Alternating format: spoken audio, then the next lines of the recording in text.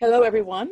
Today is March 5th, 2021. My name is Vajra Ma, and I'm with the U.S. branch of the International Women's Human Rights Campaign, and this interview is being brought to you by the Women Human Rights Campaign. And before we're going to be talking today with TinaTraster and about her documentary in progress, Transfixed, Family Bonds at Risk. I'm very excited to have her on. Before I introduce her and bring her forward, I would like to let you know that the founding document of the Women's Declaration of Human Rights is the Declaration of Women's Sex-Based Rights. And this declaration affirms women and girls' sex-based rights and challenges the discrimination we experience from the replacement of the category of sex with that of gender identity. And you can go to womensdeclaration.com and read the declaration there and sign it if you like, and strengthen our voice here, fighting for women's sex-based rights. To date, the declaration has 15,470 signatures from 127 or 129 countries in collaboration with 314 organizations. Again, you can go to womensdeclaration.com and read it there. So today, I would like to, first of all, read TinaTraster's bio. TinaTraster is a socially conscious, award-winning journalist, author, and filmmaker. Her most recent award-winning film, Catnip Nation, tells the story of good Samaritans caring for feral cats despite opposition from politicians and the legal system. Traster is also the director of This House Matters, an examination on historic preservation in the Hudson Valley. Traster's work has appeared in scores of newspapers, magazines, and literary journals, including the New York Times, the New York Post, Huffington Post, the Daily Beast, the Atlantic, Redbook, Family Circle, Parade, Time Out New York, Audubon, Ski Magazine, and many others. She is the author of the award-winning memoir, Rescuing Julia Twice, A Mother's Tale of Russian Adoption and Overcoming Reactive Attachment Disorder.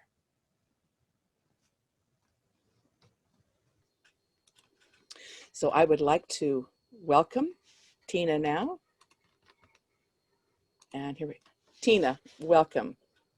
Good morning. Thank you for having me. Oh, good morning. I'm delighted to have you. We'll have a conversation about your current ongoing in-progress documentary, Transfixed, Family Bonds at Risk. And I'd like to ask you first just to give a general idea of what it's about and why you are, what motivated you to make this documentary. Okay, so a generation of parents is feeling blindsided by what is essentially a movement that they have had no training to deal with or sort of warning to prepare for. What has happened in the last 10 years or so is parents are suddenly being told by their tweens and teens that they are, quote, transgender.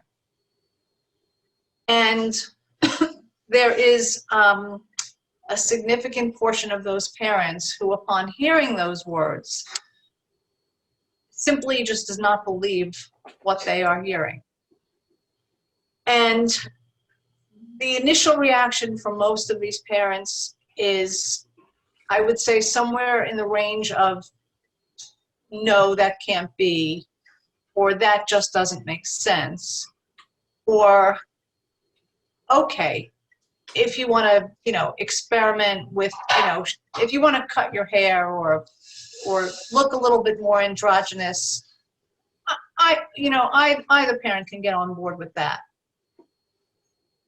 But what they don't understand until they start to essentially dig deeper and understand how far along their child is along the spectrum on this, is that by the time this child is making this declaration, the child has been indoctrinated online, at school, and in the community at large, and has formulated ideas that go far beyond a short haircut. Some parents, and I'm not bringing judgment to this, some parents have been able to champion this, to cheerlead their children. They either believe, and I don't know if there is real science to back this, but they believe that but for affirming their child, they are leaving their child vulnerable to suicide. Some parents feel the pressure of society at large and have conflated this issue with a human rights or civil rights issue.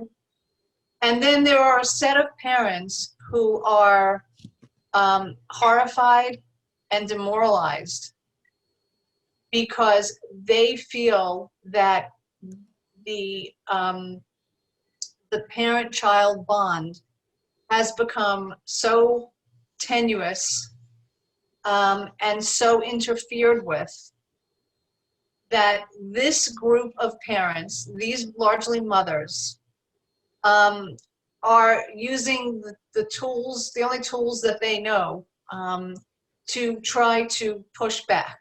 I would say that the pushback is in a much earlier stage than the parents who have affirmed over the last decade or so.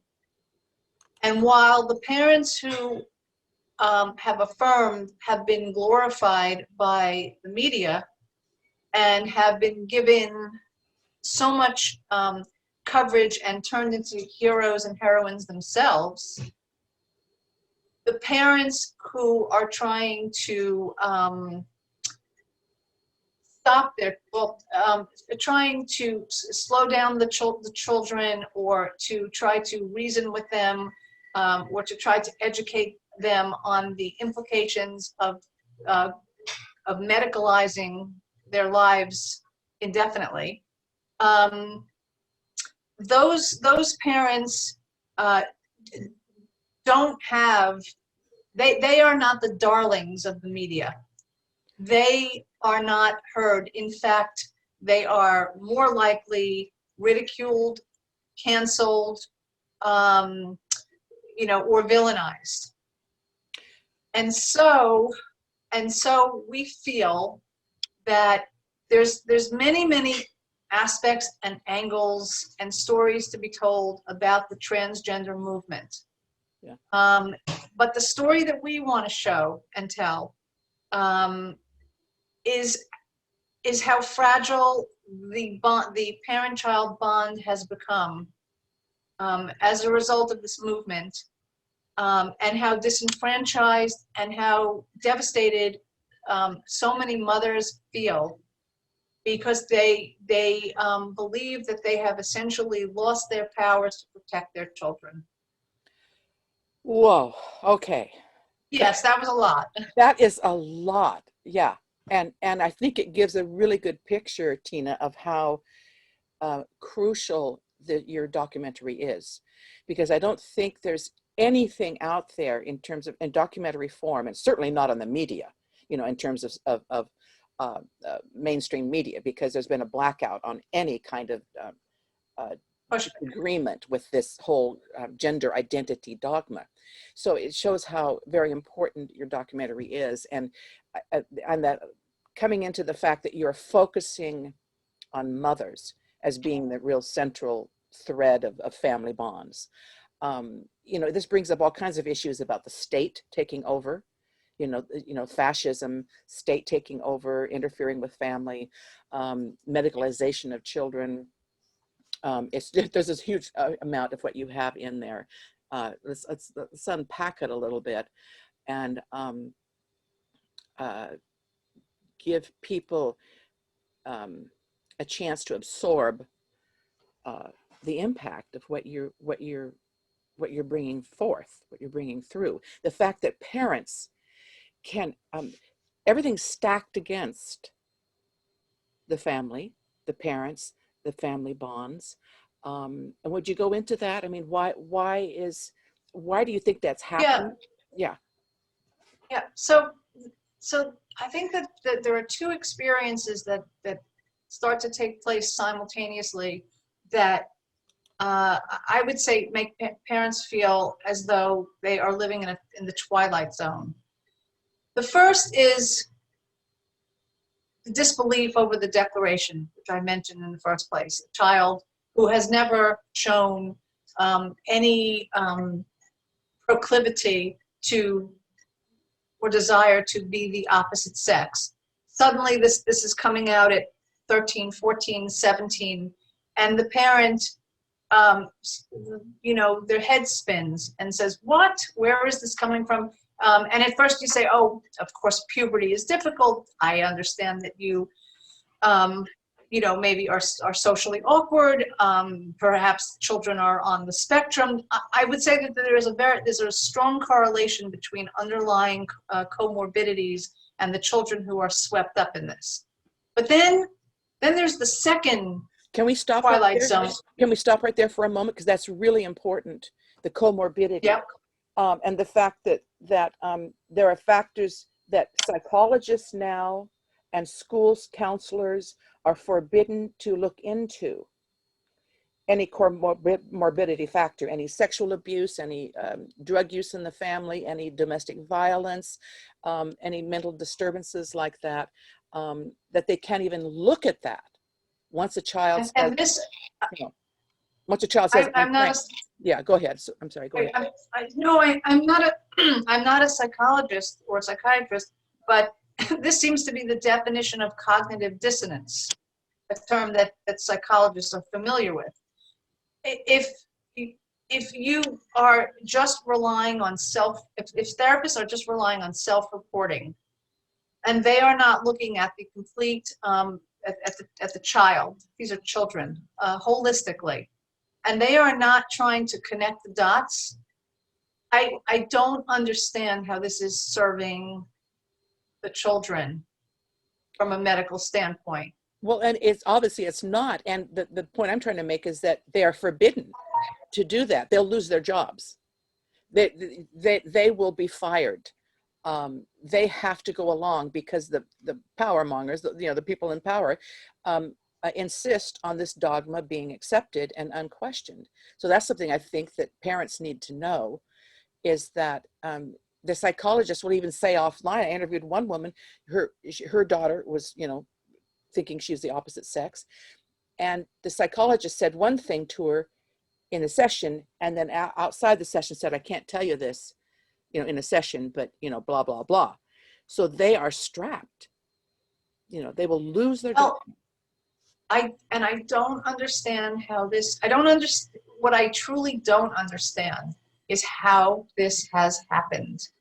And I'm going to try to make it the job of TRANSFIXED, our documentary, not necessarily to try to unearth how we have come to this Orwellian place, because that is actually, it feels like a fait accompli, at least for the moment.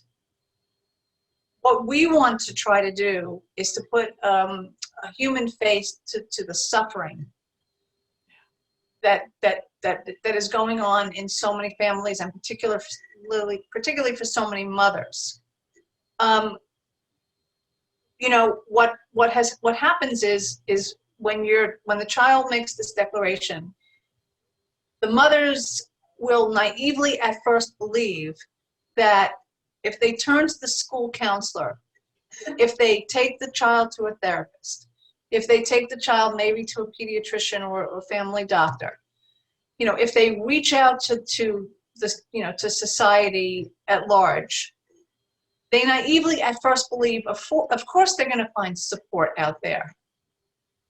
And then what becomes, what happens is that mothers become so whiplashed by, you know, this post-truth experience of a child being empowered with a self-diagnosis.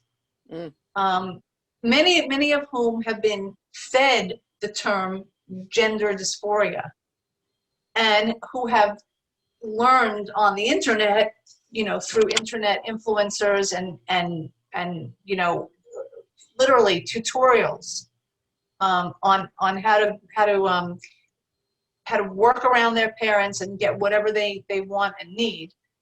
The parent is marginalized.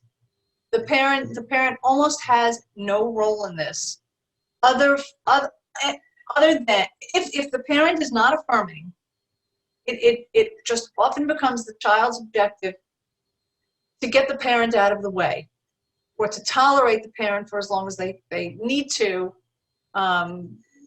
you know, for whatever necessities that they might need. But all the while, they are building a life in and around the nucleus of their home and the nuclear family. Again, if the family is not rah-rah, pom-poms in the air on board, they have every resource available to them. They turn to the internet, they can buy their binders, they can go to school, they can have their names and pronouns changed.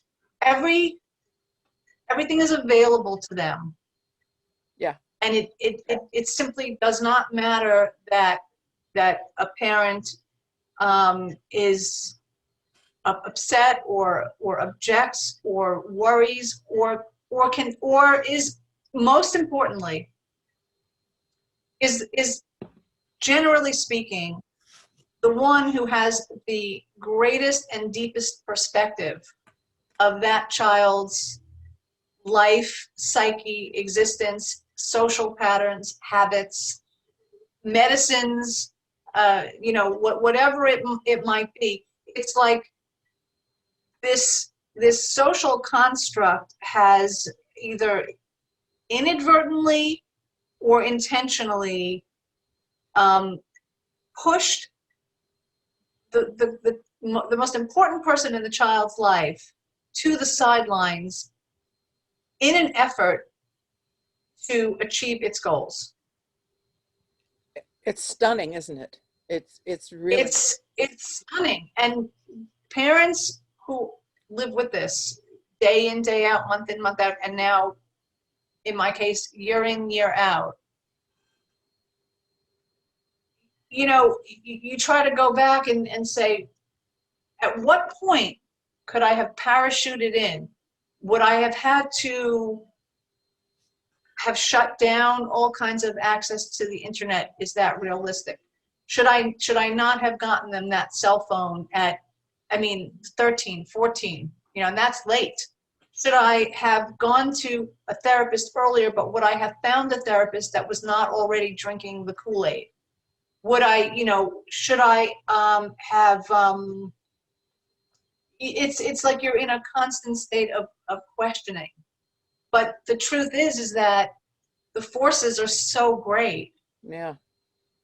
They're so forceful, is what they are, that it's I mean, I feel that parents who find themselves in this situation, and I know that this sounds easier than it is for all of us, but it's like it's not our fault. We can't beat ourselves up. Right. You know, but I do think that there is a general trend amongst these children, and I think that this needs to be studied. I think that the general trend amongst those who are on this path are a susceptible cohort of children who have dealt with who are dealing with, continue to deal with underlying issues that have nothing to specifically do with gender dysphoria. I have interviewed so far maybe roughly 30 mothers. Mm-hmm. And I've read Lisa Littman's study, and I've interviewed several therapists already, who are who are trying to put some nuance into this debate, if one can even say that there is room for debate, which is debatable. But what I have found is that every single mother who has described her situation to me, there is not one who has not described a child who is not bright, artistic, socially awkward, perhaps somewhere on the spectrum of Asperger's or autism, had shown issues with anorexia or cutting. I have not found one parent who has said to me, you know, my daughter was a well socially integrated cheerleader who you know, never showed a sign of any kind of you know, social trauma. All of these children, it seems, and I again can't cite one specific study, but all of these children seem to be coming from a place where they are vulnerable, and many have compared this to like cult behavior. Mm-hmm. And a cult situation. Mm-hmm. And what I would say is that what's true is that, you know, when we're feeling whatever we're feeling, we reach to our most immediate. Oh, another very, sorry, I'm just going to step back, but another very, very common trend that I hear is the child seemingly was okay. Maybe middle school seems to be there's some sort of a trigger point. And I very commonly hear that they switch their friend group. Mm. And that friend group becomes more of the artsy kids, the kids who are doing theater, you know, the kids who are more closely aligned to you know, to looking for being more, maybe say, introspective. And between those friend groups and what is available on the internet, the child finds a portal to that gives them some relief or hope for the very complex and I would say internecine syndromes and emotions that they're dealing with. And, you know, it's basically, it's like, you know, it's a rabbit hole that they fall down, and it's very powerful, and it's very seductive. And it just has, the whole nut of it has just far more sway than a parent does. You know, they can, so many things in there that and what you're saying, there's social contagion, there's, you know, from the internet and from peer groups, there's trending. It's become very trendy. Have you found that it's become trendy to do this? You get an immediate, I'm special. And also you get that, right, like, this is going to solve all my problems. And I want to run back a little bit, Tina, to earlier when you talked about suicide. How that is used as a lever against, you know, a threat against parents. You know, if you don't let this child, you don't affirm this child, they can commit suicide.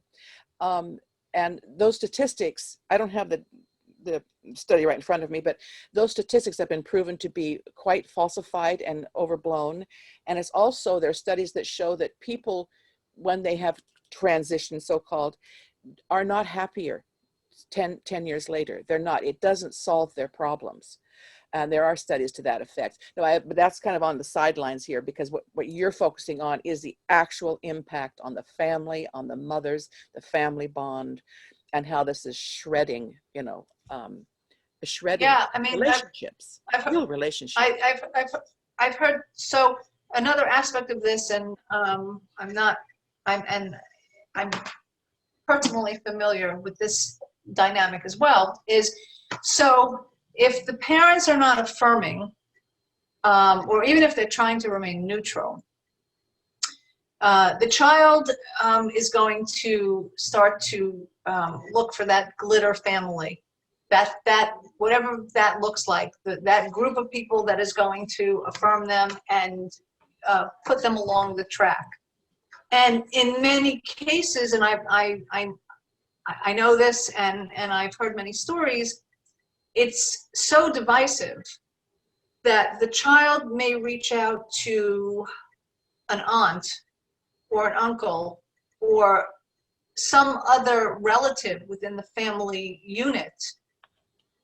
And then the family begins to become cleaved because it pits, say, the mother against her own sister, say, because the child is retreating to the bosom of somewhere, quote, safer. So it's not just the, and let me cite two other things I've heard frequently. Another one is the way in which this is potentially affecting the mother versus the father. I'm not saying that fathers are not affected by this, not at all. I'm not saying that, but many of the women who I've spoken to have said, at first their husband felt just as devastated and outraged, but somehow they were just able to move on, and refocus. But for some mothers, this has become, they are so, what's the word? They can't move on. This has ripped away their identity as a mother, and particularly as the mother of a girl or a boy, because it's very difficult for them to get their head, if you've raised a child who's say female, you don't feel like it's your same child when they suddenly become male, or vice versa. It's a very hard. And a mother is, and it's all too. Go ahead. It's all too easy. It's all too easy for activists or even the children themselves to say, "Well, I'm still the same person," But the truth is that for many mothers, it doesn't feel that way. All of those moments along the way. Okay, the first dress, the first, this sounds superficial, but I mean, you've raised a child. And while you might expect that child to do things that you don't approve of, or that don't jive with your agenda, that's just what happens. But when your child decides to become the other sex, it's like, well, what happens to everything that came before that? I raised a daughter, now I have a son. I mean, mothers are being told, well, yes, that's right. You raised a daughter and now you have a son. Love him, accept him. Tina, you're bringing something, the father-mother difference there, and not, generally speaking. And it makes sense because the mother had that baby inside them for 9 months. The mother nursed or bottle fed, whatever it was. The mother does have a stronger bond. Came out of your body. That child came out of your body. And that says something. And nobody has been saying this, but it's like, once again, the mothers are wronged. You made the wrong body. Somehow that must hit a woman, a mother. I'm not a mother. You're a mother. You've been through this. You have your personal experience. That it hits at a level that is completely primal. You made the wrong body for your child. What a horrible thing to say to a mother. Yeah. Because that's the dogma that children can be born in the wrong body. So all of a sudden, are we supposed to believe that all kinds of women now are making the wrong bodies for their children, which they didn't for the past 3 million years or 100,000 years, 3 million years of Homo sapiens, or whenever we became Homo sapiens, and all of a sudden women are making the wrong bodies? I think that's an important point.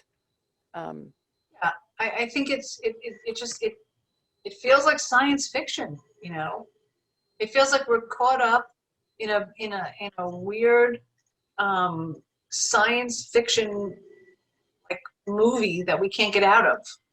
I mean, for many of us, I can't even imagine that for the affirming parents, that in their private moments, they don't feel how surreal this is.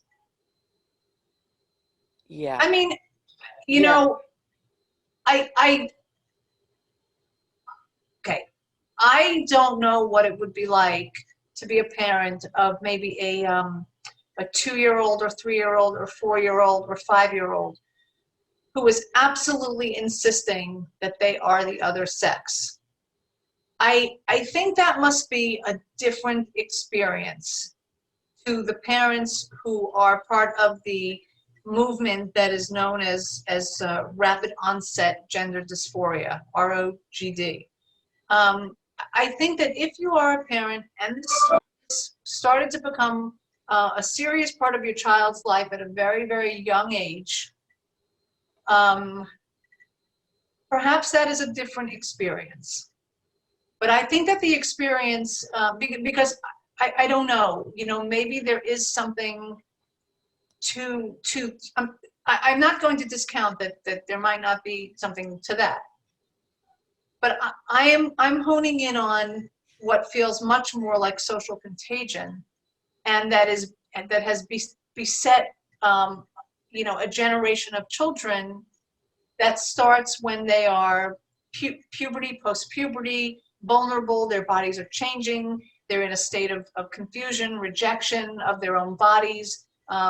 I think there's a very common theme among this, which is I think that many children are afraid of the onset of sexuality in that post-puberty period of time.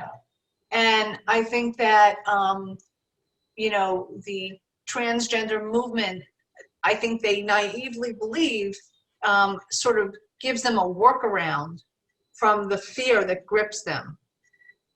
And the truth is that, down the road, if and when they become sexual beings, I mean, their lives are going to be so complicated by this. From the point of right. I'm sorry, I didn't mean to interrupt you, but for one thing, testosterone, the girls that take testosterone have excruciating orgasms sexually, and sexual orgasms can be excruciatingly painful, but they're not told that. They're not told that. That's terrible. Yeah, it's terrible. Yeah. I mean, that's just one level, but you're talking about the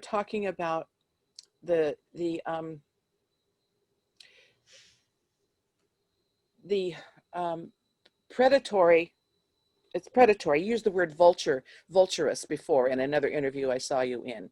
This vulturous movement of preying. It's predatory upon teenage, puberty, adolescents who are extremely vulnerable. We were all crazy when we were adolescents. We're in turmoil, and so you're focusing in on that.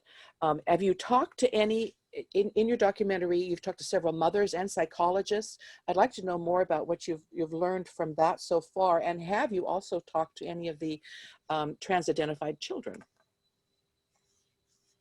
Okay, so I've talked to many mothers, and I've talked to the group of therapists who have been out front on their concerns over this, and who want speed bumps, and who want more scrutiny, and who understand that the therapeutic and medical institutions have become perverted. I have not interviewed a trans child, but I am coming from this as the mother of one. Mm-hmm. So I have lived this experience. I am living this experience. And I have a window into what this looks like. Yeah. I did speak with one doctor who's performing these procedures. I want to say, well, this sounds a slight bit cryptic, but what they hide behind is an age. They say, we don't perform these things on children until they turn 18, as if that's okay. As if, so by magically turning 18, that a child who turns into an adult is suddenly, you know, in possession of being able to make such life-altering decisions. And that's a really tricky thing because I think they really use it as a screen of legitimacy to say, okay, well, if it's under 18, then, you know, a parent's consent is needed. If it's over 18, then, you know, the child is no longer a minor. I think it's true that children's brains don't fully develop until they're about 25 years old. Yeah. And I think if any one of us can remember who we were at 18, I mean, I don't think No. we were given the you know, the keys to the city at 18. I mean, Yeah. we were still children. We were individuating. We were seeking our freedom. We were driving, voting, maybe drinking, certainly experimenting with all sorts of things, but we were not altering our bodies. Right. For lifelong, I mean, lifelong medicalization. Yeah. Yeah. Right. We were not signing on to these kinds of surgeries that have so many implications, and that this is happening so cavalierly is what blows my mind. But here's what I think the problem is.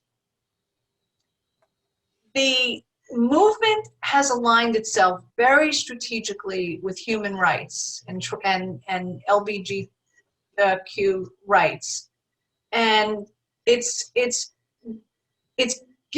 been given the gloss of something liberal and progressive and on the right side of history, and it has every slogan that any good liberal, myself included, would freely hop onto. Of course that makes sense. Of course we have to protect people. Okay.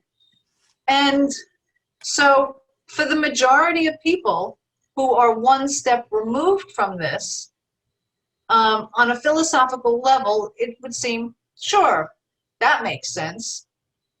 When it is your child, when it is your child who's turning to you and saying, I want to go on hormones, suddenly you're not one of the people out there who can wave this flag and say this makes sense as a evolving civilization. Suddenly you are it is about you and your child and what you're dealing with. And this is the problem, is that you don't have the support that you need, because you're up against. It's nowhere. It's nowhere. It's absolutely, it's really nowhere. And you know, so how do we dial this back? What's it going to take to dial it back? Well, my fundamental feeling about this is that, like anything, it takes activism and a movement that is as strong and vocal as the one that has drowned out the other side of the story. And as I have said, I think that the greatest lobby in the world are mothers.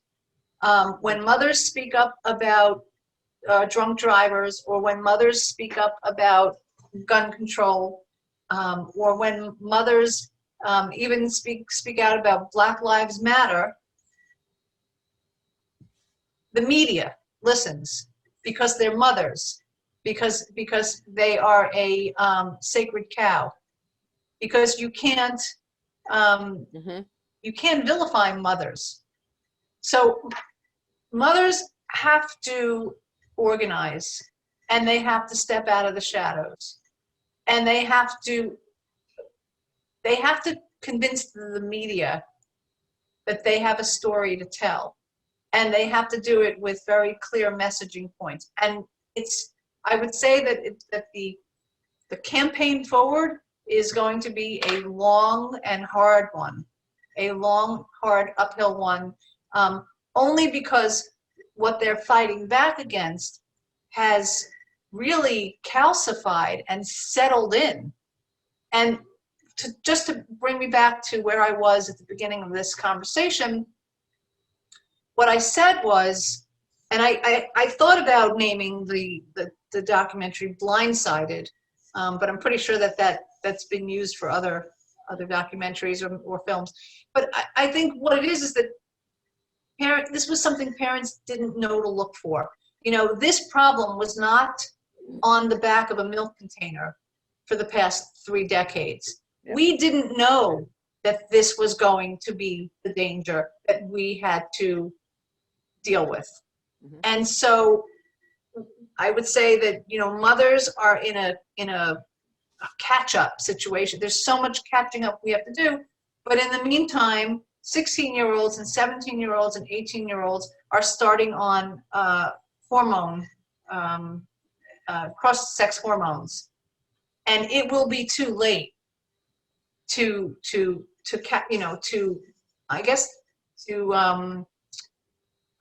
I want to use the word save this generation for those who don't have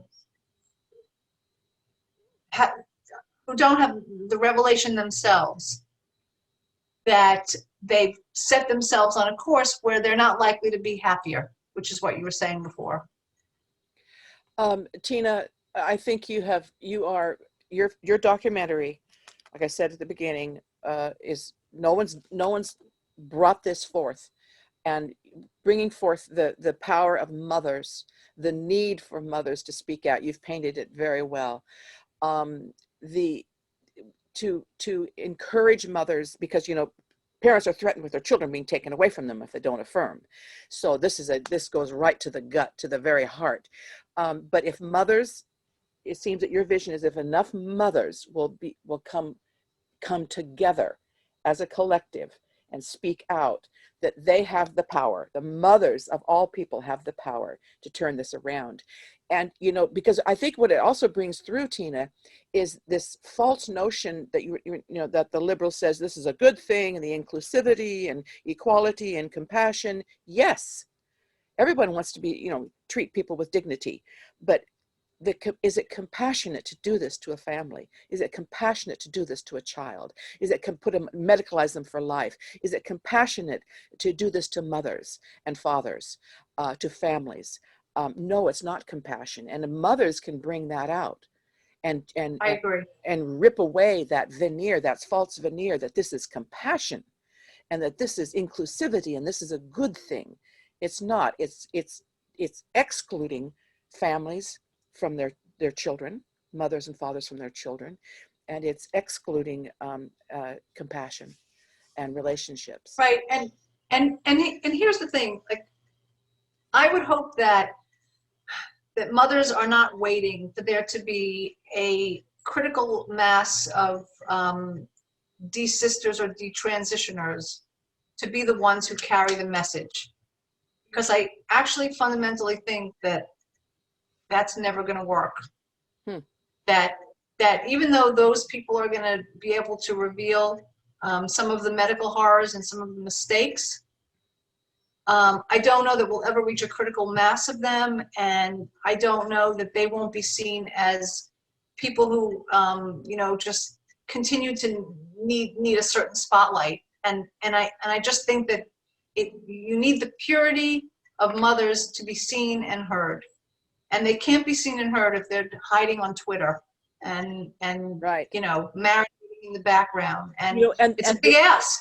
yeah, and the desisters, the detransitioners, desisters, are there's a blackout on them in mainstream media. The mainstream media ignores Yeah, them. They don't exist. yeah.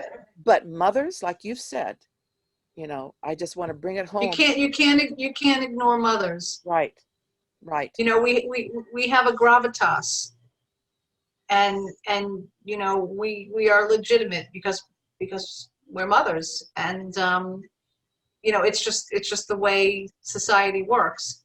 But there have to be enough of them carrying the message with the same sophistication that the other side has used. And I think what we hope to be documenting is the very slow bubbling up of this, the growing groundswell, and hopefully, enough mothers to carry the message, to show what the human suffering on this side of it looks like.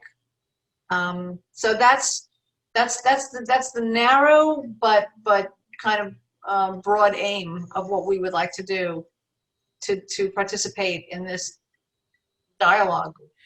Well, I am honored to have been able to interview you and do what I can, and what this interview might be able to do to support you and further that documentary, because I truly believe you're on the track. Mothers have the power if they'll come together. Well, if your listeners are listening, get in touch with us. Yes. We're at transfixeddocumentary.com. We need participants. We need support. We need funding. We need everything that it takes to make a good documentary. So that's the word out. Be brave. Be part of this.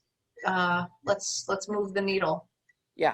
Yeah, collective power. Okay, say that again. Say the name of the website where they can contact you, and also I'll put it in the blurb below the interview here in written form. So yeah, so if you go to transfixeddocumentary.com, you can find us there. It's we put a page up, a little bit of video. I think we've got up there now, and that'll give some background. great. Thank you so much, Tina. Totally support you. Folks, please go to transfixeddocumentary.com and lend your support to this very important project. Thank you for being here today.